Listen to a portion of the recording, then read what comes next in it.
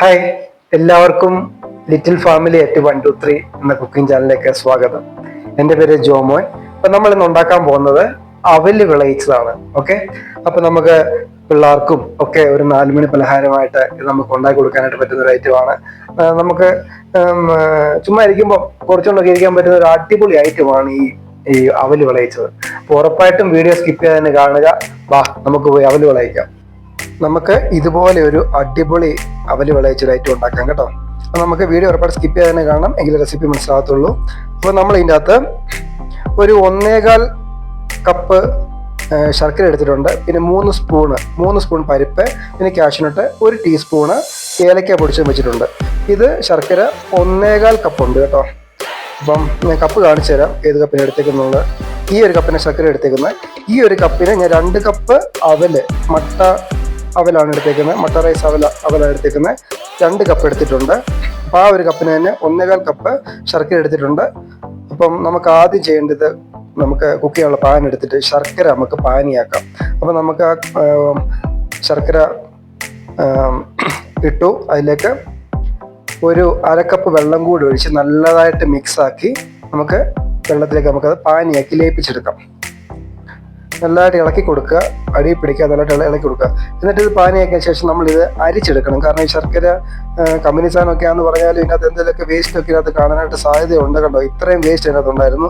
അപ്പോൾ നമ്മൾ പിള്ളേർക്കൊക്കെ ഇങ്ങനെ ഉണ്ടാക്കി കൊടുക്കാൻ നേരം ഇതെല്ലാം പിള്ളേരെ വയറ്റി പോകും. അപ്പോൾ നമ്മൾ അരിച്ചിട്ട് ചെയ്യാവും. അപ്പോൾ നമ്മളിതൊരു 1 കപ്പ്, ഞാൻ എടുത്ത ആ ഒരു കപ്പിന് തന്നെ 1 കപ്പ് തേങ്ങ തിരികിയതും എടുത്തിട്ടുണ്ട്.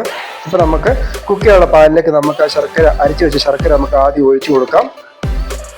ഒഴിച്ചു കൊടുത്തതിന് ശേഷം നമുക്ക് ആ തേങ്ങാപ്പീര് അതിലേക്ക് ഇട്ട് കൊടുക്കുക. നമുക്ക് തീ ലോ ഫ്ലെയിമിൽ മാത്രം വെച്ചാൽ മതി കേട്ടോ. മീഡിയം ഫ്ലെയിമിൽ വെക്കണ്ട, ലോ ഫ്ലെയിമിൽ വെച്ചാൽ മതി. അപ്പം നമുക്കത് പെതുക്കെ ഇരുന്ന് നല്ലതായിട്ട് ആ തേങ്ങയും ശർക്കരയും കൂടെ ആദ്യം മിക്സാക്കി എടുക്കുക. അപ്പം ഇത് തിളച്ച് കഴിയുമ്പം വെള്ളം അത് പറ്റി കിട്ടും കേട്ടോ. ശർക്കര അവത്തിലോട്ട് പറ്റി കിട്ടും, ആ വെള്ളം പോയി കിട്ടും. അതുകൊണ്ട് ഈ ലെവലിൽ തന്നെ നമ്മുടെ സ്വല്പം വെള്ളമയത്തോടു കൂടി തന്നെ ഇരിക്കണം നമ്മൾ എടുക്കാൻ നേരം. എന്നിട്ട് സ്വല്പം ഒരു ചൂടാറാനായിട്ട് വെക്കണം, ഒരു 5 മിനിറ്റ് ചൂടാറാനായിട്ട് വെക്കണം. അതിലേക്ക് നമുക്ക് 1 ടീസ്പൂൺ നമുക്ക് പൊടിച്ച് വെച്ച ഏലക്ക കൂടി ചേർത്തിട്ടുണ്ട്. ഞാൻ ആ തൊണ്ടോട് വലിയത്തെ കൂടി ഇട്ടേക്കുന്നത്, അതിൻ്റെ ഇല്ലേ ആ ഒരു ഏലക്കയുടെ തൊണ്ട് കൂടെ ഇട്ടേക്കുന്നത്. അപ്പം നല്ലൊരു ചവയ്ക്കുമ്പോൾ ഒരു നല്ലൊരു ടേസ്റ്റ് കിട്ടും കേട്ടോ. അപ്പോൾ അതോട് കൂട്ടി മിക്സ് ആക്കി വെച്ചിട്ടുണ്ട്. അപ്പം നമുക്ക് ഇതോട് കൂട്ടിയിട്ട് ഒരു 2-3 മിനിറ്റ് റെസ്റ്റ് ചെയ്ത് വെക്കുക, ചൂടൊന്നാറട്ടെ.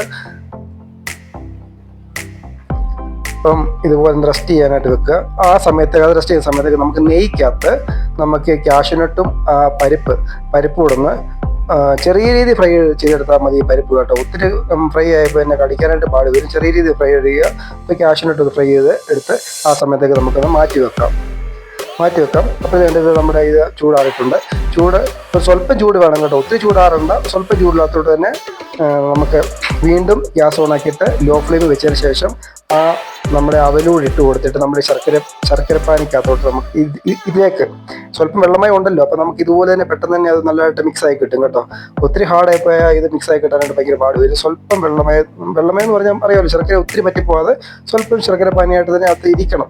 കാരണം ഈ ഒരു ഇവിടെ നിന്ന് പിടിച്ച് കിട്ടണം. അപ്പോൾ നമ്മൾ ഒത്തിരി അങ്ങ് മുരിഞ്ഞ് വരണ്ട, ഒരു മീഡിയം ലെവലിൽ നിന്ന് മുരിഞ്ഞ് വന്നാൽ നമുക്ക് ചവയ്ക്കണമല്ലോ. അതിനുശേഷം നമുക്ക് ആ ഒരു ഫ്രൈ ചെയ്ത് വെച്ചേക്കുന്ന കാഷ്യൂനട്ടും പരിപ്പ് ഇട്ട് കൊടുക്കുക, അതിൽ ഇളക്കിയെടുക്കുക. അപ്പോൾ ഈ വേണമെങ്കിൽ ഇച്ചിരി നെയ്യും കൂടി ഒഴിച്ചു, കുഴപ്പമില്ല. ഇതിപ്പം നെയ്ക്കകത്ത് വറുത്തായിട്ട് നല്ല നെയ്യുടെ ഒരു മണമൊക്കെ ഉണ്ടായിരുന്നു കേട്ടോ. നല്ല ടേസ്റ്റും നല്ല മണവും ഒക്കെ കിട്ടുന്നുണ്ട്. അപ്പോൾ ഞാനത് കഴിച്ചു നോക്കിയതിന് ശേഷം മാത്രമാണ് ഞാനിത് വീഡിയോ എഡിറ്റ് ചെയ്ത് ഇട്ടത്. അപ്പം നല്ലൊരു ഐറ്റമാണ്. പിള്ളേർക്കൊക്കെ നമ്മൾ ഈ മിച്ചറും ചായങ്ങളൊക്കെ മേടിച്ച് കൊടുക്കേണ്ടതെന്നില്ല. ഇങ്ങനെയുള്ള ഹെൽത്തി ആയിട്ടുള്ള ഫുഡ് നമ്മൾ ഇങ്ങനെ ഉണ്ടാക്കിയിട്ട് ഡപ്പയ്ക്കകത്ത് അടച്ചു വെച്ച് കൊടുത്താൽ പിള്ളേരത് കുറച്ച് എടുത്തിട്ട് കഴിച്ചോളും. കാരണം ഇത് മട്ട അരിയുടെ അവല മേടിച്ച് കേട്ടോ. വെള്ള അവലും കുഴപ്പമില്ല, എങ്കിലും ഇച്ചിരി ഗുണം ഇതാണ്. കുഞ്ഞുങ്ങൾക്കൊക്കെ ഇത് ഉറപ്പായിട്ടും ഒരു ഡപ്പയ്ക്കകത്തൊക്കെ ഇട്ട് ഉണ്ടാക്കി വെക്കുകയാണെങ്കിൽ അവർ കയറി ഇറങ്ങി കഴിച്ചോളും. അപ്പോൾ ഇത് നല്ലൊരു ഹെൽത്തി ആയിട്ടുള്ളൊരു ഫുഡാണ്. ഞാൻ എൻ്റെ പിള്ളേർക്കൊക്കെ ഇത് ഉണ്ടാക്കി കൊടുക്കുന്നതാണ്. ഞാൻ പിള്ളേർക്ക് വേണ്ടിയാണ് ഇത് പെട്ടെന്ന് ഞാൻ തയ്യാറാക്കിയത്. അപ്പോൾ നിങ്ങൾക്ക് വീഡിയോ ഇഷ്ടപ്പെട്ടോ? ഇതുപോലെ ഒന്ന് ചെയ്ത് നോക്കുക. അപ്പോൾ വീഡിയോ ഇഷ്ടപ്പെട്ടെങ്കിൽ എൻ്റെ ചാനലൊന്ന് ലൈക്ക് ചെയ്യുക, സബ്സ്ക്രൈബ് ചെയ്യുക കേട്ടോ. അപ്പോൾ സപ്പോർട്ട്, നിങ്ങളുടെ എല്ലാവരുടെയും സപ്പോർട്ട് ഉണ്ടാകണം. അപ്പോൾ വീണ്ടും പുതിയ വീഡിയോ ആയിട്ട് ഞാൻ വരും. ഹായ്, അപ്പോൾ അവല് വിളയിക്കുന്ന റെസിപ്പി മനസ്സിലായല്ലോ. അപ്പോൾ അതിനകത്ത് ഇന്ന് നമുക്ക് ഇടാനായിട്ടുള്ളത് നമ്മുടെ എള്ളുണ്ട്, എള്ളിടാം. കിസ്മിസ് ഉണ്ട്, കിസ്മിസ് ഇടാം. പിന്നെ കാഷ്യൂനട്ട് നമ്മൾ അതിനകത്ത് ഇട്ടിട്ടുണ്ട്. പിന്നെ നമുക്ക് കിസ്മിസ് വേണമെങ്കിൽ കിസ്മിസ് ഒക്കെ ഇടാം. നമുക്ക് ഇഷ്ടാനുസരണം നമുക്ക് ഉണ്ടാക്കാം. നമ്മൾ കുഞ്ഞുങ്ങൾക്ക് വേണ്ടി പെട്ടെന്ന് ആക്കിയതാണ്. അപ്പോൾ വീഡിയോ ഇഷ്ടപ്പെട്ടെങ്കിൽ ലൈക്ക് ചെയ്യുക, സബ്സ്ക്രൈബ് ചെയ്യുക, ഹൈപ്പ് ചെയ്യുക. Thanks for watching. Thank you.